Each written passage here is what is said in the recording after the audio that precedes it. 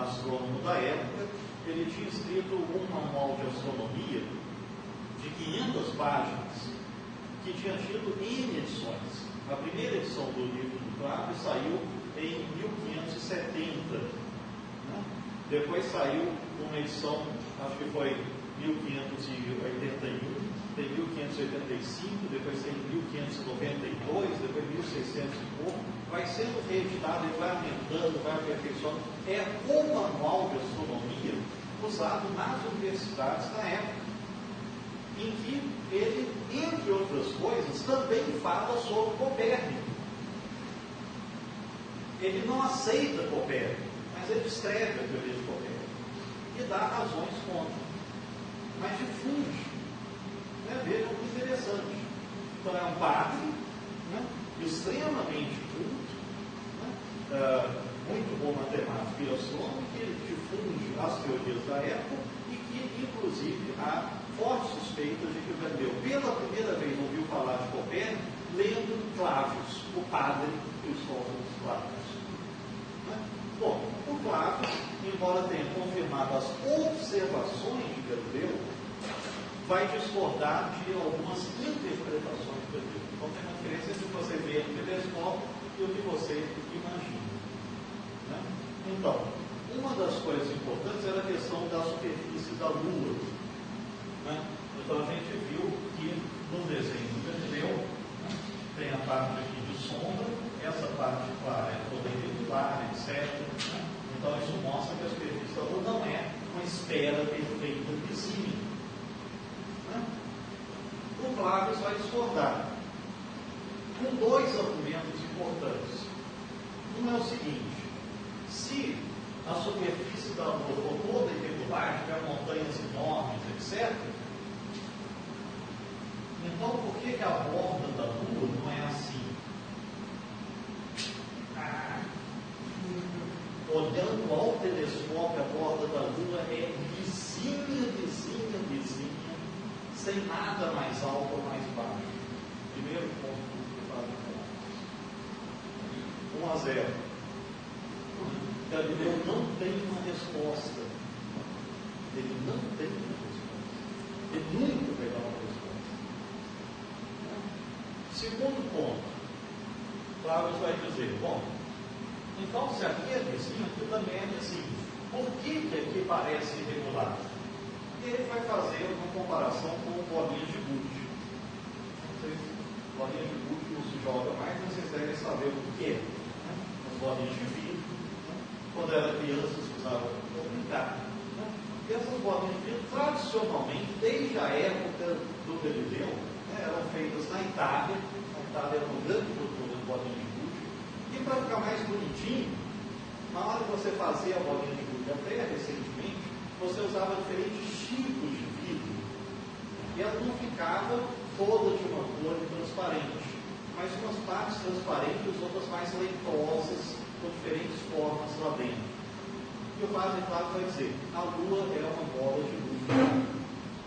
Ela em si é vizinha, superfície dela, mas lá dentro dela, dessa parte transparente, tem umas partes irregulares, com maior densidade ou menor densidade. E isso é o que vai fazer, quando ela seja iluminada, você veja as irregularidades de dentro dela, não da superfície. Mas ela é perfeitamente vizinha. Então ele dá uma outra interpretação para as observações de Galileu. Ele não nega as observações, mas dá outra interpretação. Mas isso também não é nem crucial para ele. Né? Então, uma pessoa que está discutindo argumentos científicos não é aquela pessoa que vai dizer: olha aqui na Bíblia o que fala. Não, é um cientista. E por acaso também é um padre. Né? Bom, e por que os padres nem estão muito ligando para essas coisas do Galileu? Porque na época os jesuítas defendem o sistema do tipo Brahe. Né? Então, o sistema do tipo Brahe, que é esse daqui. A Terra está aqui no centro do universo. Né? Em volta da Terra você tem a Lua girando. Em volta da Terra você tem o Sol girando. Mas todos os planetas giram em torno do Sol. Então o Sol vai andando e vai carregando todos os planetas girando em torno dele. É o sistema do universo, mas os planetas giram em torno do Sol. E essa teoria, então, não vê nada demais em ter coisas girando em torno da Terra, como a Lua, ter coisa girando em torno do Sol, e ter coisa girando em torno de Júpiter. Tanto faz. Né? Então, o Galileu está numa época em que tem algumas opções diferentes de teorias.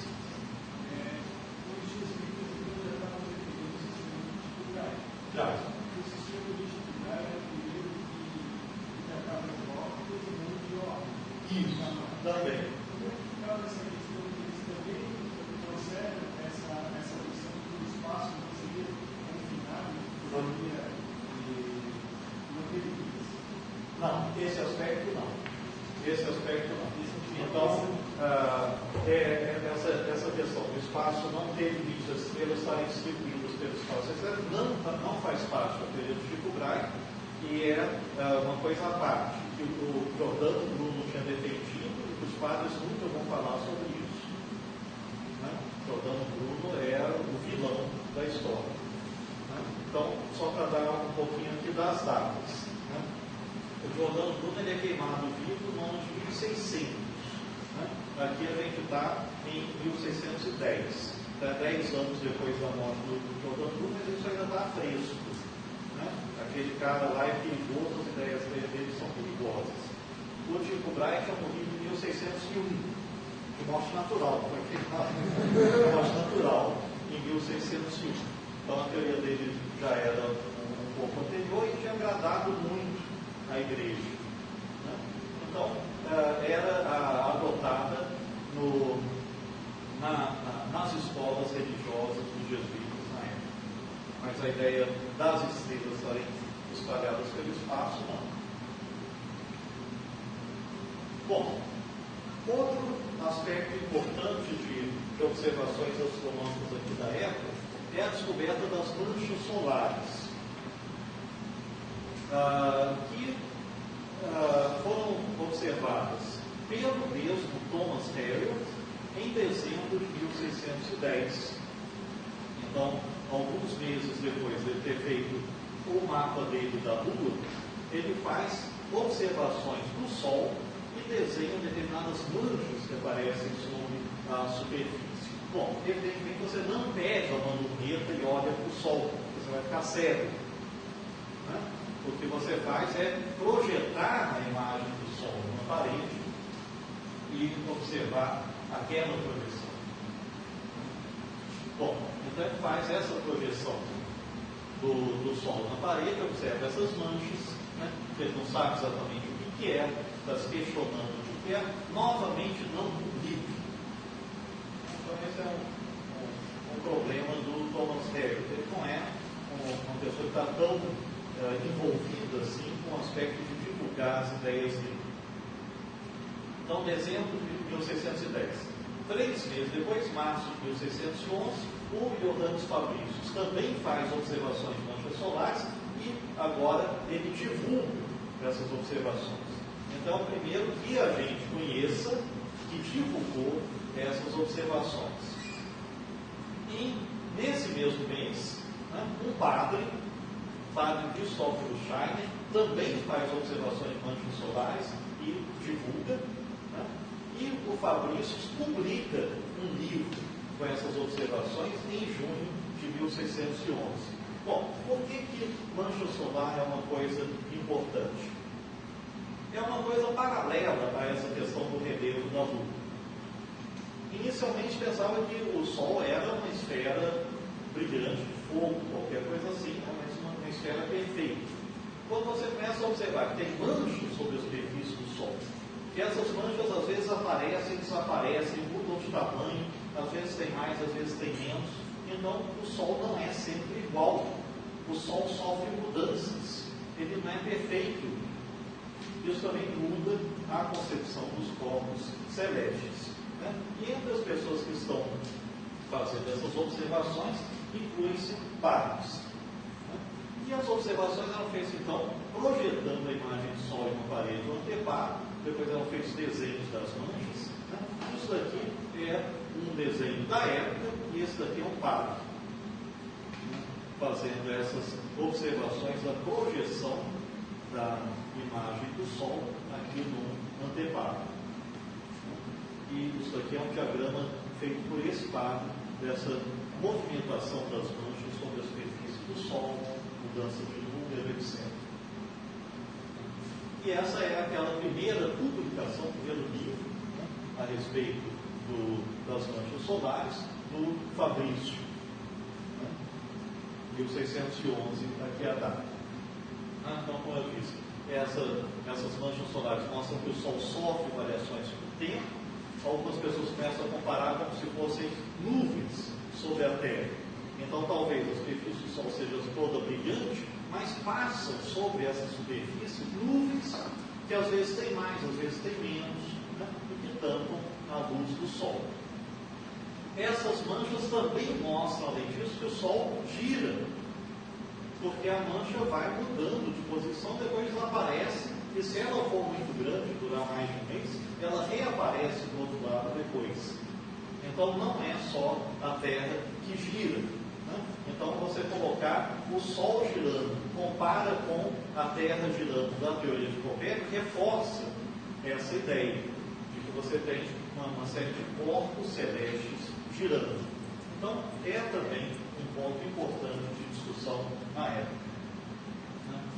O padre Scheiner, ele interpreta inicialmente as manchas como sendo pequenos planetas passando na frente do Sol.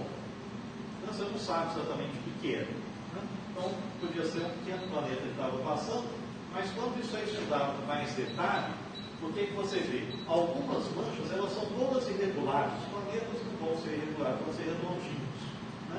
E além disso, à medida que a mancha vai se deslocando e vai se aproximando da borda do Sol, ela vai ficando mais achatada. Então, o que isso daqui parece? Parece uma coisa que está grudada na superfície do Sol e, quando vai girando, você vai vendo em perspectiva. Então, ela parece mais fininha, porque está sobre a superfície do Sol e você está vendo de lado, né? Então, a interpretação começa a se fixar que são coisas sobre a superfície do Sol e não passando entre a gente e o Sol. Bom, em maio de 1612, né? Então, repetindo, primeira publicação sobre manchas solares é um ano antes disso, né? Em maio de 1612, Galileu faz as primeiras observações dele sobre manchas solares, utilizando uma técnica de projeção desenvolvida por um amigo do Galileu, que é um padre, Benedetto Castelli. Tá? Novamente, vocês talvez fiquem chocados, mas Galileu tinha amigos padres? Tinha. Benedetto Castelli é um grande amigo do Galileu que colabora com ele nessas observações do Sol e em outras ocasiões. Galileu é, aliás, muito bem relacionado com a igreja ainda nesse momento. Bom, quando que Galileu vai ter problemas com a igreja? Começa alguns anos depois, em 1616. São os primeiros problemas do Galileu com a Inquisição, né? E em 1632 é quando Galileu tem um problema grave, que ele é realmente julgado pela Inquisição, que ele vai publicar a principal obra dele defendendo o sistema de Copérnico, que esse já é um dos maiores sistemas do mundo. Depois disso, ele é preso, né, obrigado a abjurar da crença, quer dizer, jurar que nega que a Terra gira em torno do Sol, né, e é punido com prisão domiciliar. Uma punição muito leve. Né? O Galileu tem costas quentes. A igreja praticamente não faz nada com o Galileu. Então não pensem que ele é um grande perseguido. Ele é um grande protegido. Qual que era o procedimento da Inquisição na época? Então, a Inquisição era uma instituição dentro da igreja católica, só católica, para proteger a igreja contra hereges, contra pessoas que defendessem ideias contrárias às do catolicismo. E eles tinham o direito de prender pessoas, de julgar pessoas, de condenar essas pessoas, embora não fosse polícia. Então era um poder paralelo. Bom, quando a pessoa era presa pela Inquisição, ela estava lascada. Por quê? Não tinha advogado de defesa. A pessoa podia ser julgada, mas só tinha acusação, não tinha defesa. O cara era preso, ele nem sabia do que ele era acusado. Então vamos supor, eu tenho um vizinho que eu não gosto. Então eu vou lá para os inquisidores e digo, cochicho, aquele cara lá é herege, ele faz umas coisas esquisitas lá na casa dele, ele reza umas coisas que não são da nossa igreja, etc. Então basta uma denúncia desse tipo, a Inquisição vai lá, pega o cara, leva para a prisão e deixa o cara vários dias preso, sem falar nada, também sem comer. Isso é só um detalhe. Sem falar nada. Aí depois de alguns dias, os inquisidores mandam o cara sair da cela para conversar com eles. O cara já está apavorado, não sabe o que está acontecendo e também não vão fazer nenhuma acusação. Vão chegar para ele e falar: oh meu filho, nós gostamos muito de você, e nós sabemos que você andou fazendo umas coisas horríveis, que contrariam a igreja. Então, confesse tudo que você fez de errado para poder ser perdoado. Mas confesse tudo, a gente sabe de tudo, não adianta mentir. E aí o cara começava a dizer qualquer coisa, aí a Inquisição apertava o cara, se não surgia muita coisa, ele torturava a pessoa, para ver se começava a dizer mais coisa. E aí quais são seus cúmplices? Quais são as outras pessoas que são hereges como você? Não, eu não sou herege. Então vamos da tortura. E a pessoa acabava cedendo, dizia o que quisesse, denunciava a mãe, denunciava a pessoa. E como Galileu não acontece nada disso. E a pessoa podia ficar presa durante anos, sendo torturada, podia sumir, podia ser queimada em praça pública, podia fazer o que quisesse com a pessoa, ninguém tinha poder de impedir isso. Com Galileu não acontece nada. Ele é preso, é julgado, etc. E diz: meu filho, por favor, só diga que você não acredita no Copérnico. Ele, Galileu diz, ele jura, em voz alta numa igreja, que nunca acreditou que a Terra girasse em torno do Sol, e que nunca vai acreditar nisso. E além disso, existe isso escrito e assinado pelo Galileu. E além disso, que ele denunciará a Inquisição se souber que alguém está ensinando isso. E aí a punição dele é o quê? Vai ficar preso na casa dele, que é uma bela mansão. Não tem problema nenhum. Então ele não é uma pessoa que sofre muito nas mãos da Inquisição. Bom, qual que é a maior contribuição que ele deu para a Revolução Copernicana? Para essa mudança de visão do modelo do mundo. Então são principalmente as evidências astronômicas, discussão das consequências, essa discussão sobre o relevo da Lua, que não era decisiva, mas pesa a favor da mudança. A descoberta do satélite de Júpiter também não é decisiva, mas pesa as fases de Vênus.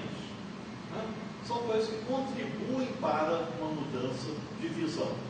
Qual delas que prova que a Terra gira em torno do Sol? Nenhum. Absolutamente.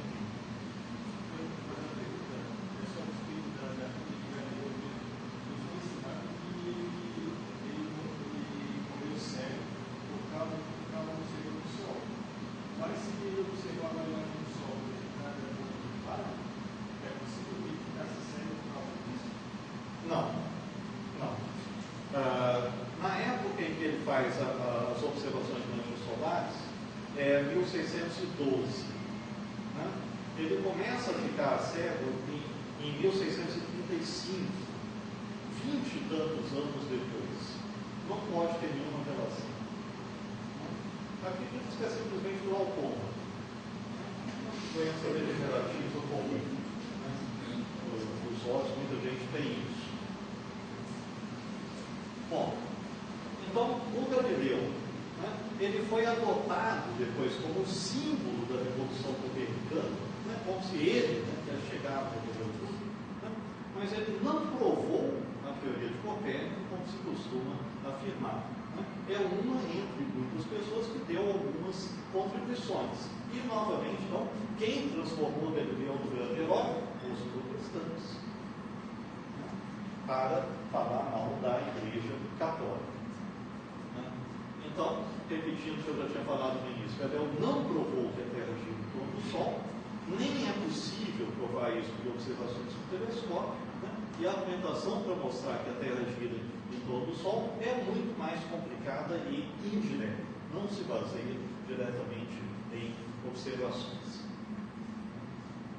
Então, uma boa história da ciência, né? Ela deve passar uma visão realista da história, né? Sem ficar inventando coisas, né? E também sem transformar alguns personagens em mitos. Né? Então, o Galileu que a gente costuma ouvir falar é um mito, uma invenção, né? Exatamente como o super-homem, né? Ou o Homem-Aranha. As pessoas gostam, né, de super-heróis, então criam esses super-heróis que não são reais. Né? Então, se a gente conhece a história verdadeira, a gente pode transmitir uma visão mais adequada sobre a própria natureza da ciência. A ciência é feita por seres humanos, né, que dão alguma contribuição, mas não fazem tudo sozinhos, que são cheios de falhas de todos os tipos. Ele fala que contribuiu muito para os estudos sobre o movimento de informes sobre queda livre. Isso é verdade ou ele só fez contribuições astronômicas? Seria mais 1h30. É outra lenda. Né? Então, a questão do movimento retilíneo, com velocidade constante ou com aceleração constante, tinha sido desenvolvida na época medieval. Então, na Idade Média, você tem autores importantes, por exemplo, em Oxford, né, você tem o Swainhead, você tem o Hainsbury, tem outros que vão desenvolver a cinemática do movimento uniforme e uniformemente acelerado ou retardado. Depois, no século XIV, a gente tem em Paris Oresme, que vai desenvolver alguns dos teoremas importantes sobre o movimento uniformemente acelerado, né? E o estudo gráfico desses movimentos. Depois, o estudo de quedas dos corpos, etc., em grande parte é desenvolvido um século antes de Galileu por Benedetti, que é um outro italiano muito importante que a gente não costuma ouvir falar, né? E a maior parte do que a gente atribui a Galileu é do Benedetti, né? E é um século antes dele. E, na verdade, qualquer coisa que vocês pensarem de história da ciência, ela sempre tem uma longa história. Então, tem pessoas que ao longo dos séculos foram dando contribuições, né? E não é aquela ideia do extraterrestre que chega e resolve tudo, né? É apenas uma ficção. Bom, então, essas histórias do telescópio, etc., tem um artigo publicado sobre isso que eu escrevi aí no nosso 2010, né? Também está lá naquele site da USP, né, para quem quiser baixar esse trabalho. Bom, então vamos fazer um intervalinho agora, 10 minutos, depois a gente tem a nossa última parte.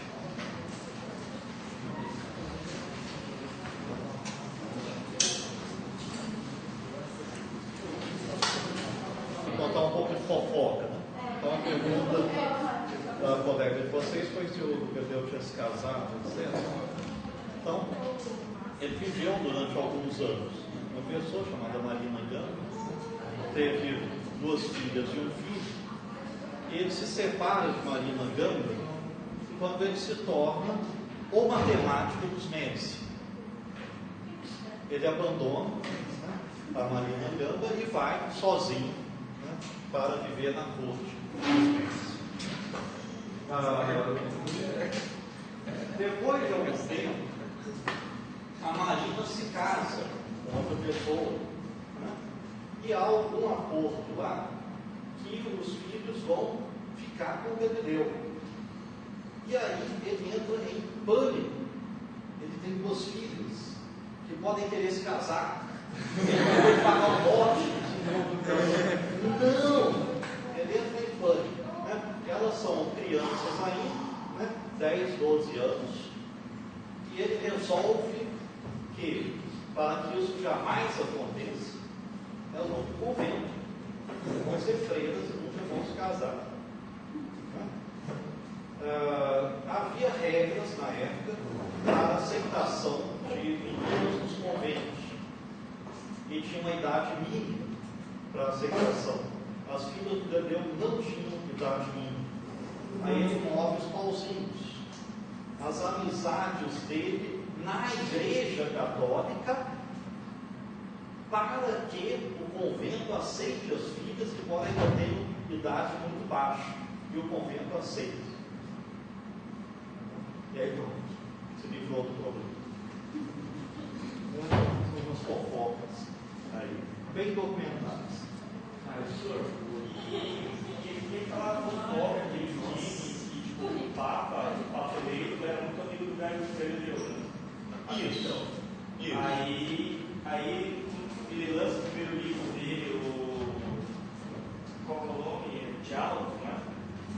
O Diálogo é de 1632. Tem o Simplício, tem os 3 personagens, e aí fazem a intriga, né? Em relação, quando publicam o livro, fazem a intriga, dizendo que o Simplício seria pela história mais intelectual, né? que era a figura do Papa em si, que era o amigo dele. Isso. Isso aconteceu de fato, né? Então, eu acabei de falar então, das relações do Galileu na igreja que ajudaram a pôr as filhas do convento. Era exatamente o cardeal Maffeo Barberini que ajudou a colocar as filhas de Galileu no convento e que depois se torna o Papa Urbano, né? Em 1624. E quando o Maffeo Barberini se torna Papa e é amigo assim, de convivência com o Galileu se sente protegido, né? Então ele acha que pode fazer qualquer coisa. E aí é que ele ganha coragem de publicar uma obra sobre Copérnico, comparando com Ptolomeu, etc. E ele vai pedir autorização ao Papa. Então ele pede uma audiência com o Papa, diz que quer escrever sobre Copérnico, etc. E há documentação sobre isso, de que o Papa diz para ele: você pode escrever como uma hipótese matemática, mas não defender que descreve a realidade do universo, né? Então escreva como uma mera hipótese, né?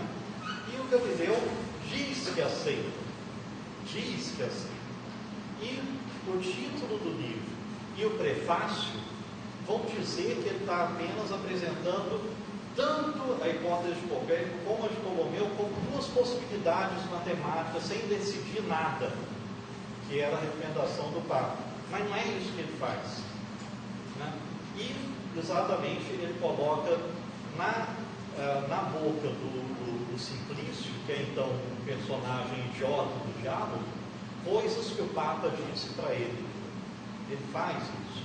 O Galileu pisa na bola, né? E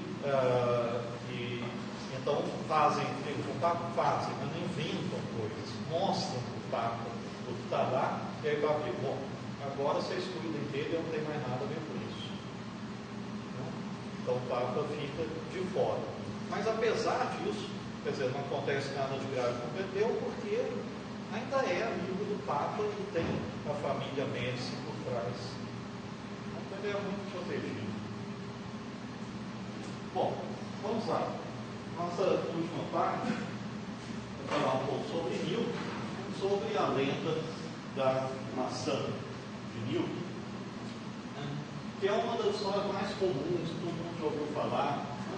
Entre alunos professores de física. Então se conta coisas que ele descobriu a gravidade quando uma maçã maçã cai sobre a sua cabeça, etc. Ele pode ter mais detalhes, menos detalhes. Né? Vamos ver um pouco a respeito, então, do que existe a respeito dessa história de autêntico. Né? Então, o que se aconteceu alguma coisa relacionada com o rio, com uma maçã, o que exatamente que foi, o que ele descobriu a partir daí, né? E surgiu um pouco também a questão de documentação por trás disso.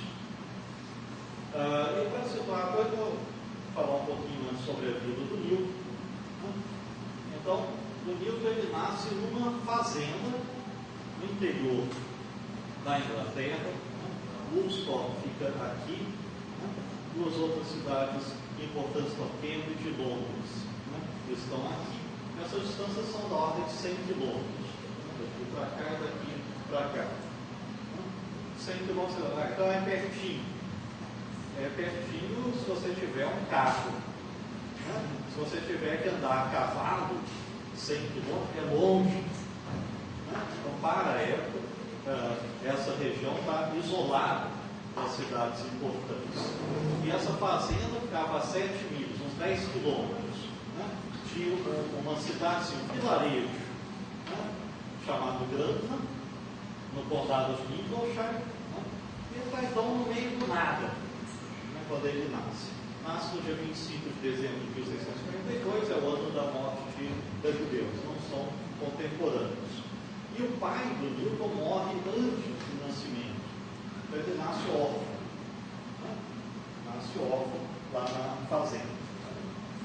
A mãe do Newton, 3 anos depois, se casa de novo com outro fazendeiro da região. Um fazendeiro rico e velho. Isso vai ter importância para a história, vocês vão ver. E ela vai morar com o novo marido e deixa o filho na fazenda inicial com a avó. Então Newton não só é órfão, mas foi abandonado pela mãe com 3 anos de idade, né? E fica sob os cuidados da avó, morando na fazenda. E essa daqui é a casa onde ele nasceu e passou a infância. A casa ainda existe. Né?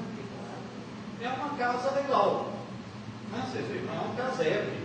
Né? Uma casa de 2 andares, legalzinho. Então, a família não era pobre. Os fazendeiros não tinham posses. Né? E até os 12 anos ele estuda numa escola rural, nas proximidades. Né? Então, como até hoje. Né? Uma criança de uma fazenda. Na fazenda não tem escola, sai a pé de manhã, todo dia vai até a escola, volta. Então, isso é a vida do Newton como criança. Bom, ele não era um aluno que se destacasse, né, era aluno médio, mas a partir de um determinado momento ele muda. E essa mudança, os biólogos localizaram, tem a ver com uma briga que ele teve com um colega. Né? Então tinha um colega chato que enchia o saco dele, né? E um dia o Newton ganha coragem e dá uma surra no colega, né? E aí fica tão contente, se achando, que começa a mudar o comportamento dele na escola, né? Começa a se destacar, a estudar mais, querer aparecer, né? E se torna o melhor aluno da escola. Bom, não recomendo como método pedagógico, só contando. Bom, e aos 12 anos, né? Então ele tinha completado os estudos básicos de alfabetização, essas coisas todas, né? Ele é mandado para estudar na escola de Grantham. Essa cidadezinha fica a 10 quilômetros da fazenda. E agora 10 quilômetros é muito para andar e voltar. Então ele vai morar em Grantham durante algum tempo. E lá ele vai morar na casa do diretor da escola, que como o Gabriel fazia, né? Ele alugava quartos na casa dele para estudantes. Né? Isso vai ter uma influência grande no Newton. Então é a primeira vez que ele vai estar num ambiente, né, de nível intelectual mais elevado. Esse diretor da escola é uma pessoa culta e que se interessa pelos alunos, estimula, etc. Então o Newton vai ter estímulo para estudar. Nessa época ele desenvolve interesse por construir máquinas, ele era muito hábil com a mão, né? Uma marcenaria, fazer brinquedos e máquinas, né? E pelo estudo de matemática, que era uma das predileções do diretor da escola. Então, essa ida dele para a granja tem grande importância. Mas, 2 anos depois, quando ele tem 14 anos, a mãe de Newton fica viúva de novo. Então, isso que eu disse que era importante o fato de que ela casou com um outro fazendeiro rico e velho. Né? E logo depois, o fazendeiro rico e velho morre, e agora ela tem 2 fazendas. Tem a fazenda antiga e tem a fazenda nova do segundo marido. E ela não pode cuidar de 2 fazendas. Newton ela tem outros filhos aqui, né? Mas Newton é o filho mais velho. E é natural que o filho mais velho ajude a cuidar da fazenda. Então ela tira o Newton da escola para cuidar da fazenda. Então está aqui qual é o plano da mãe do Newton para o Newton. Né? Vai lá ficar cuidando, né, das plantas, dos carneiros, dos bichos que tem lá e vai morrer, né, lá na fazenda cuidando disso. Só que o Newton não gosta disso. Né? Então ele não se dedica muito aos trabalhos da fazenda, é relapso, é distraído. Né? A mãe pede para ele fazer alguma coisa, ele não faz, etc. E ele já foi dominado pelo interesse de ler, de estudar. Né? E ele dedica o tempo livre dele a continuar os estudos de matemática que ele tinha começado em Grândola. Né? Então, filho de fazendeiros que não é muito típico, foi contaminado pela influência do diretor da escola de Grândola. E tem agora mais um fator importante na vida dele, que é um tio dele. Então, o tio materno, né, irmão da mãe dele, que é a pessoa mais culta da família, e muito culta. Né? Não vive lá, né? Mas de vez em quando visita a fazenda, o nome dele é William Ascough, né? E ele tinha estudado na Universidade de Cambridge, né? No Trinity College. Isso aqui é a fachada do Trinity College, parece um castelo medieval, é mais ou menos isso. Né? Uma construção de pedra medieval que está lá até hoje e que é usada pela universidade até hoje.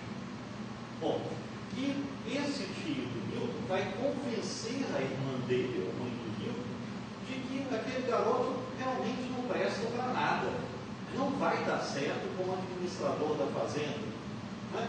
Então é melhor deixar ele estudar, já que não presta para nada, né? Vamos deixar ele estudar. Né? E consegue. Né? Então é um ponto fundamental na história do Newton também. Né? E em 1660, o Newton começa a se preparar para entrar na Universidade de Cambridge, né? Mesmo universidade onde o tio estudava, ele vai tentar entrar. Não tinha vestibular, né? Mas tinha testes de entrada. O que a pessoa tinha que saber para entrar na universidade? Em primeiro lugar, tinha que saber latim, porque todas as aulas eram em latim, as provas eram em latim, os livros eram em latim, tinha que saber latim. Né? E exigia também um bom conhecimento da Bíblia. Esses eram os 2 pontos principais: saber latim e conhecer a Bíblia. Né? Então, o Newton está se dedicando a estudar a Bíblia em latim, obviamente também. E estudar a gramática, esse negócio todo. O resto não era tão importante para você conseguir entrar. Né? Então ele se prepara e é bem sucedido. Né? O início do ano letivo até hoje lá era no meio do ano. Né? Então, junho de 1661 ele é aceito no Trinity College, que é exatamente o mesmo lugar onde o tio dele tinha estudado. Isso é uma vista aérea, né? Uma foto moderna do Trinity College. E existe o documento de aceitação dele na universidade, que foi estudado por Whiteside, um historiador da ciência importante. E lá ele está classificado como uma coisa chamada subsider. O que era o subsider? Não existe tradução para essa palavra, né? Mas representava na época o estudante pobre que não tinha condições de pagar suas despesas na universidade. Né? Não é que o curso fosse pago, mas o Newton está vindo da fazenda para a cidade de Cambridge, tem que morar lá. E as pessoas moravam dentro do college. Quer dizer, o college só tinha atividades de estudo, mas tinha as moradias dos estudantes e dos professores também. Né? Tinha quartos, tinha refeitório, tinha restaurante, tinha tudo lá dentro. Tá, e como é que ele ia viver lá? Bom, mas eu acabei de descrever que a casa onde ele nasceu era legal, a mãe tinha 2 fazendas, por que ele é classificado como um estudante pobre? Porque a mãe dele é pão dura e não quer dar dinheiro para o Newton para ficar lá estudando em vez de ajudá-la na fazenda. Então ela aceitou o que o irmão dela pressionou, mas na esperança de que ele desista e volte para a fazenda. Então ela não libera praticamente dinheiro para ele. Bom, e o que o estudante pobre, aceito como estudante pobre, vai fazer? Ele vai prestar serviços braçais na universidade para cobrir as despesas dele. Então, Newton é classificado dessa maneira, que são esses trabalhos braçais. Por exemplo, as refeições. Né? Os alimentos são preparados, etc. E na hora do almoço tem um refeitório grande, cheio de mesas, etc. Né? E o Newton é um dos que vai servir os alimentos na mesa. Né? Levar da cozinha para lá, pegar os pratos sujos, tirar, e depois que todo mundo já comeu, ele pode comer. Vejam que humilhação. Ele não pode comer com os colegas. Ele vai servir os colegas. Né? O Subsider usa uma roupa diferente, que o diferencia. Todo mundo sabe que aquele lá é um cara pobre que está trabalhando com os colegas. Né? Ele ajuda em serviços braçais para os seus colegas, de limpeza de quarto. Né? Tem coisas extremamente humilhantes. Né? Não existia rede de esgoto na época. Né? Então, o que era o banheiro? Para onde iam as coisas? Usava os pinicos. Né? Então, cada estudante no seu quarto, né, tinha um pinico, né, que o servia para as necessidades durante a noite. E esse pinico tinha que ser tirado, esvaziado e lavado. E o Campos fazia isso. Limpar o pinico dos colegas. Né? Então, uma vida triste, né, humilhante, né, que é o início da passagem do Newton pela universidade. A partir daqui, ninguém mais reclama de dificuldades ao entrar na universidade, pelo amor de Deus. Né? Pior que Newton, ninguém passou. Bom, 3 anos depois, ele consegue o tipo de uma bolsa de estudo, porque ele é um bom aluno. Então ele deixa de ser o Subsider, agora ele tem uma espécie de bolsa de iniciação científica, né, dada pela universidade, e né, agora ele tem mais tranquilidade e não tem mais essa situação humilhante. Ele está fazendo qual curso lá? Eu vou falar agora. Então, em 65 ele se torna bacharel em artes. Então ele não fez medicina, não fez direito, não fez teologia. Ele fez o 4º curso, que é aquele que não dá nenhuma profissão. Né? Então, não é curso de artes plásticas, né? Era o estudo do que eram chamadas 7 artes liberais, era o nome que se dava, que inclui lógica, gramática, retórica, geometria, aritmética, astronomia e música. Então era um curso cultural, né, que a pessoa passava alguns anos estudando várias coisas. Né? Lógica, né, era um treino importante, bastante pesado lá. Gramática, era a gramática do latim, e também nessa disciplina se estudava os grandes textos literários romanos, os poetas romanos, etc. Retórica é aprender a apresentar suas ideias, a discutir, a debater, etc. E aqui isso aqui era chamado trívio, era a parte mais humanística. E esses daqui eram o quadrívio, as 4 disciplinas científicas, né? Geometria, aritmética, astronomia e música. Era uma das partes da matemática antigamente. Isso aqui não é tocar um instrumento musical, é saber a teoria matemática das notas musicais, da harmonia, etc. Que depende de proporções matemáticas. Né? Então, essa era a base mais científica que se tinha na época nesse curso, né, de bacharel em artes. Então ele obtém esse título e não tem nenhum futuro garantido com isso, ganhou cultura e um diploma que não serve para nada. Mas ele quer continuar a estudar. Mas não existe pós-graduação. Não existe. Pós-graduação é uma coisa muito recente, é do século XX, pós-graduação.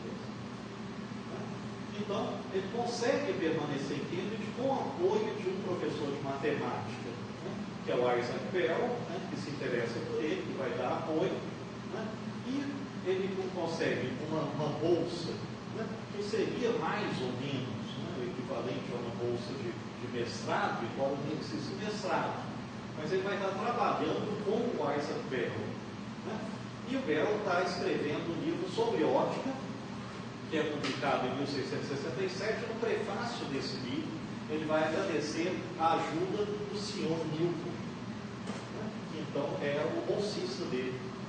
Newton está trabalhando com um professor de lá. Então ele está conseguindo se firmar dentro da universidade, mas ele não quer de jeito nenhum voltar para a fazenda. Né? Agora, durante esse período, então, depois que ele terminou a graduação, tem uma catástrofe, não só na Inglaterra, mas na Europa toda, que é uma grande epidemia. E do outono de 1665 até a primavera de 67, essa grande praga atinge a Inglaterra. É chamada peste bubônica. Essa peste bubônica, atualmente a gente sabe que era transmitida por picada de pulgas. Então, assim como dengue é transmitida por picada de mosquito, né, essa peste era transmitida por picada de pulgas, não sabia disso. E se espalhava com facilidade, porque pulga era o que não faltava, né, lá. As pessoas percebiam, né, sem saber exatamente o que acontecia, que se uma pessoa ficava doente com a peste bubônica numa casa, as outras pessoas da casa logo também ficavam doentes, morriam, os vizinhos começavam a ficar doentes, morriam, né? Então era uma coisa que estava passando para as proximidades. Então o modo de você tentar se proteger da peste era ir para longe de todo mundo. A universidade fecha, os alunos se dispersam, todo mundo que pode, foge para o campo, ficar longe de aglomerações de pessoas.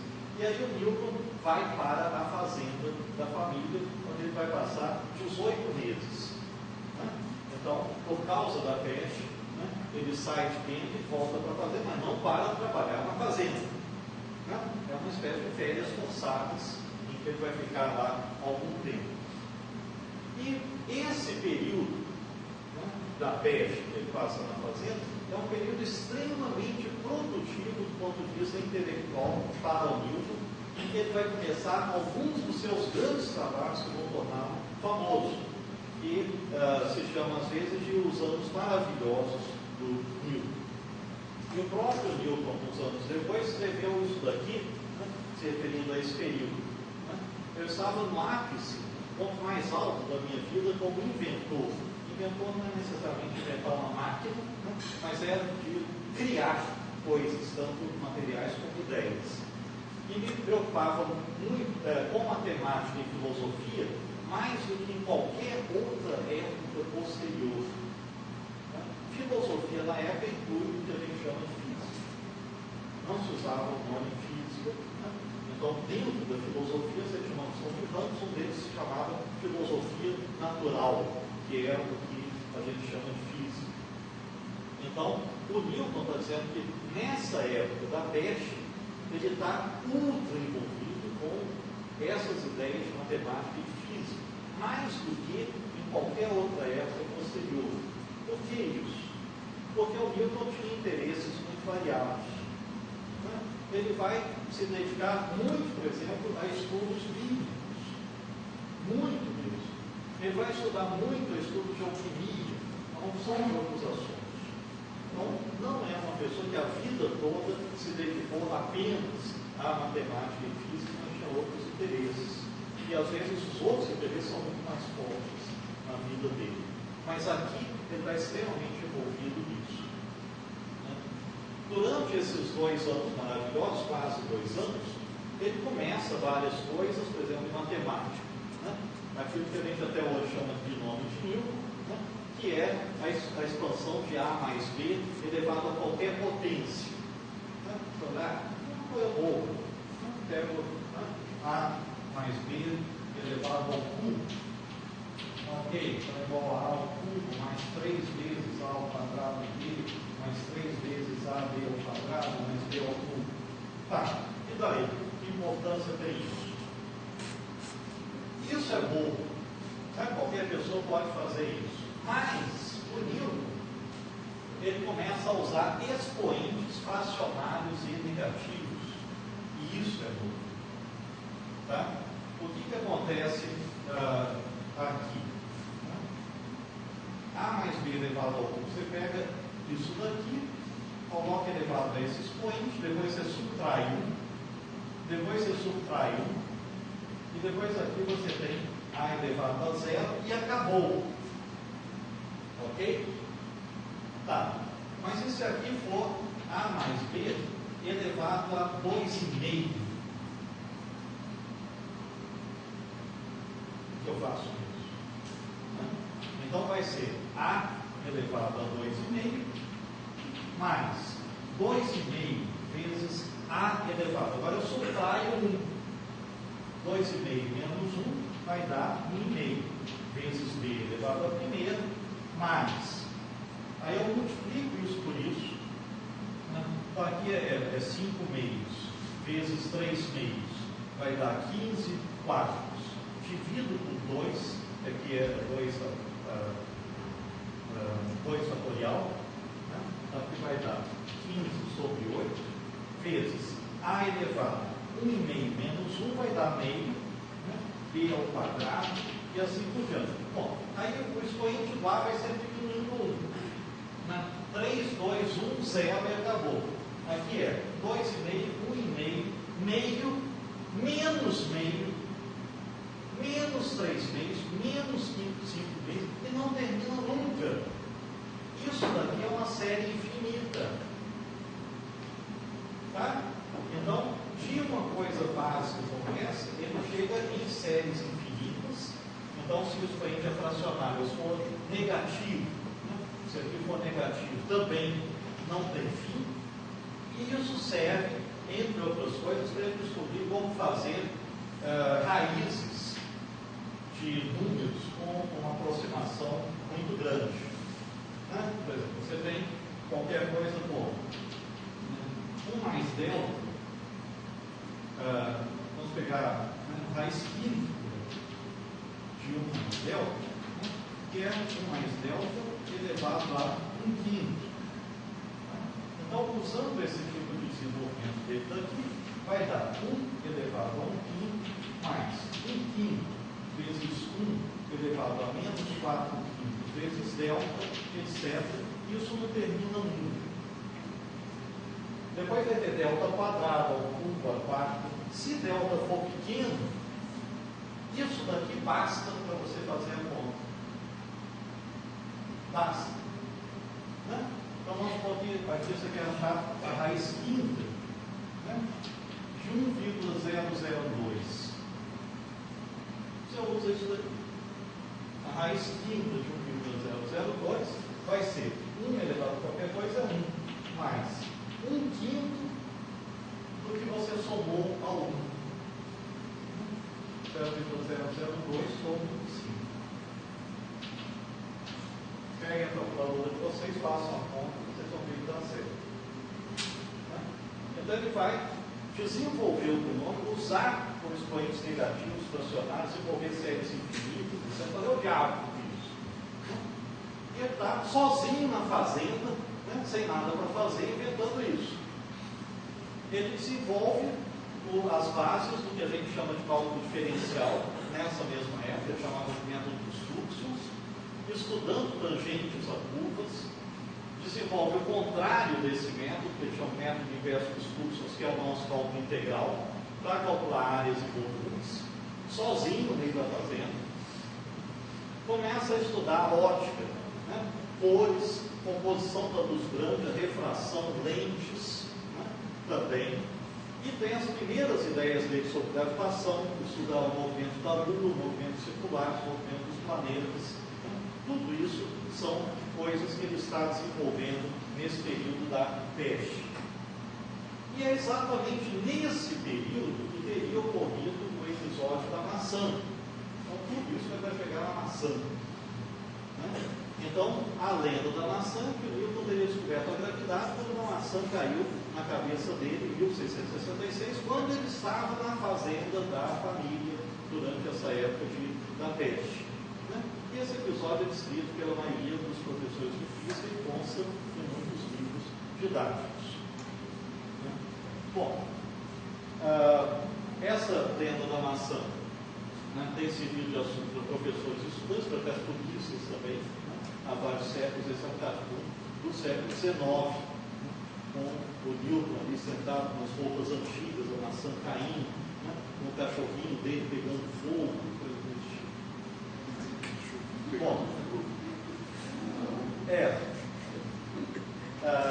bom, eu vou pular uma parte aqui, tá? Porque eu me alonguei demais aqui. Eu ia colocar alguns exemplos de textos norte-americanos e ingleses que descrevem a lenda da maçã, mas se eu ficar nisso aqui não vai dar certo. Tá? Então vou ter que pular uma parte aqui. Bom, e normalmente essas histórias sobre Newton e a maçã vão dizer que a maçã caiu, né, e que então descobriu a gravidade.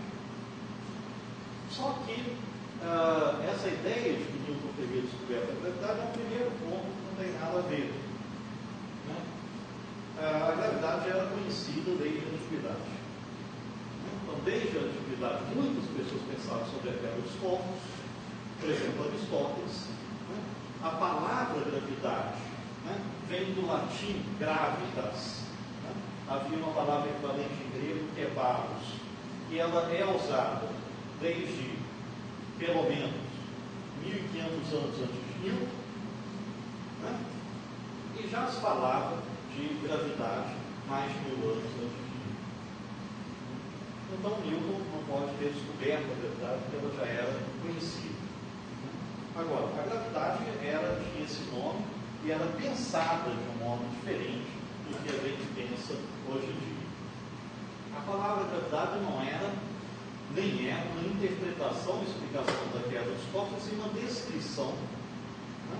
Então, quando você diz, bom, o corpo cai e por causa da gravidade. Né? Isso não é uma explicação. Uma coisa é você dizer, o corpo cai porque está sendo atraído pela Terra. Isso é uma explicação. Né? Mas gravidade é apenas um nome para descrever o que está acontecendo. E você pode interpretar a gravidade de várias formas. Né? E na época de Newton, século XVII, dizer que os corpos pesados, também chamados de graves na época, caem por causa da gravidade, né? O grave cai por causa da gravidade, é a mesma coisa dizer que a aspereza é a causa pela qual certos corpos são ásperos. Né? Dizer que o corpo é áspero porque ele tem aspereza, é só colocar a mesma ideia duas vezes com duas palavras. Né? Dizer que o corpo grave cai por causa da gravidade é a mesma coisa na época. Então, a palavra já existia, né? Havia dúvidas sobre o que fazia de fato os corpos caírem, e na verdade era apenas um nome utilizado. E todos os textos que afirmam que Newton descobriu a gravidade ou inventou essa palavra, né, são completamente errados. Muita gente discutia sobre isso muito tempo antes. Tem que pular também